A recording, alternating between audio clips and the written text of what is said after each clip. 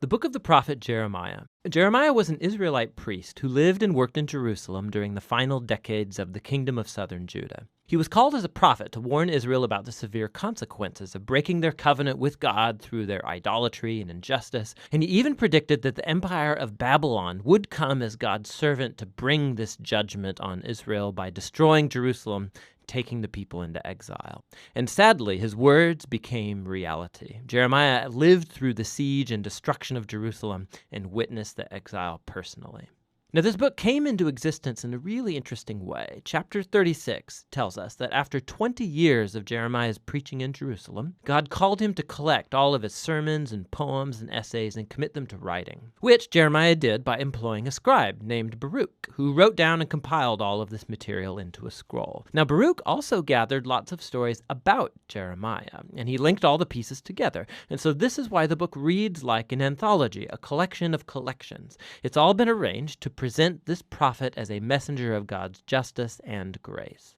So the book begins with God calling Jeremiah to be a prophet, and he's given a dual vocation. He will be a prophet to Israel, but also to the nations, and his words will both uproot and tear down, but also plant and build up. In other words, he's going to accuse Israel and warn them of God's coming judgment, but he also has a message of hope for the future. Now, this opening perfectly summarizes the first large section, chapters 1 to 24. It's a collection of Jeremiah's writings from before the exile. And the core idea here is that Israel has broken the covenant with God and violated all the terms of the agreement they made that are written in the Torah. And in a number of ways. They've adopted the worship of all kinds of Canaanite gods, building idol shrines all over the land, and Jeremiah develops the metaphor of idolatry as adultery, and uses the language of prostitution, promiscuity, unfaithfulness to describe how Israel has given their allegiance to other gods. Jeremiah also repeatedly accuses Israel's leaders. The priests, the kings, the other prophets have all become corrupt. They've abandoned the Torah and the covenant, which has led to a tragic result: rampant social injustice. The most vulnerable people in Israelite communities, the widows, the orphans, the immigrants, were all being taken advantage of in clear violation of the laws of the Torah, and Israel's leaders didn't even seem to care. So a classic place where all of these ideas come together is in chapter 7. It's called Jeremiah's Temple Sermon. The Israelites are coming to worship their God in the temple as if everything is just fine, but outside the temple they are worshiping other gods, and some were even adopting the horrifying Canaanite practice of child sacrifice. And so Jeremiah makes his very unpopular announcement. The God of Israel is coming in judgment. He's going to destroy his own temple and punish Israel by sending an enemy from the north. This is an army that God would allow to conquer Jerusalem, and as you read on, you discover he's talking about the great empire of Babylon. And so this all leads up to a transition in chapter 25. Israel hasn't turned back to their God, and so in the first year of Babylon's new king, Nebuchadnezzar, God tells Jeremiah to announce that the Babylonian armies are headed for Israel and all of its neighbors to conquer them and take them into exile for 70 years. He compares Babylon to a cup of wine filled to the brim with God's just anger at all of Israel's injustice and idolatry, and God will make Israel and the nations drink from this cup.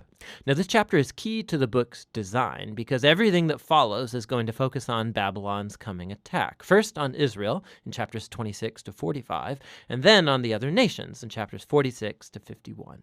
The section about Israel first contains stories about how Jeremiah begged Israel to turn back, how he warned them right up to the last minute, but the leaders of Israel kept rejecting him. This section concludes with a large collection of stories about how Jerusalem was under siege and eventually destroyed by Babylon, and about how Jeremiah was persecuted all through that time and eventually kidnapped and taken against his will to Egypt by a group of Israelite rebels. Now, right here in the middle, in between all of these dark stories of disaster and judgment, is a collection of Jeremiah's messages of hope for Israel's future. So he picks up on Moses' prediction that after Israel had broken the covenant and gone into exile, see Deuteronomy 30, God would not abandon his people. Rather, he would renew his covenant with them and transform their hearts. Jeremiah develops this promise, and he says that God is going to one day inscribe the laws of the Torah, not on tablets, but rather on the hearts of his own people. He's going to heal their rebellion so that they can truly one day love and follow him fully. And so one day, Israel will return back to the land, and the Messiah from the line of David is going to come, and that's when all nations will come to recognize Israel's God as the true God. So these chapters are showing that despite Israel's apostasy, God is not going to let Israel's sin get the final word. Rather, his own faithfulness will bring about the fulfillment of his promises, no matter what. After this, we find the large collection of poems about how God is going to use Babylon to judge the nations around Israel. So Egypt, Philistia, Moab, Edom, Ammon, Damascus, Hazor. But then, surprisingly, the longest poems are saved for last, and they're about God's coming judgment on Babylon itself. So although God used this nation to execute his justice, God doesn't endorse their violence and idolatry. And so Babylon too will come under the standard of God's justice. And so Jeremiah denounces this nation's pride and injustice as well. Now, Babylon is larger than life in these poems, and it reminds us of the image of Babylon all the way back from Genesis chapter 11. Babylon has become the archetypal rebellious nation. In their glorification of wealth and war, God's going to give this nation over to its own destruction. The book concludes with a story taken from the end of the book of 2 Kings. It tells about Babylon's final attack on Jerusalem, how they destroyed the city walls and burned the temple and took the people into exile. The story shows how Jeremiah's warnings of judgment from chapters 1 through 24 were fulfilled. But then the chapter ends with a short story about the captive Israelite king Jehoiakim. He's heir to the line of David.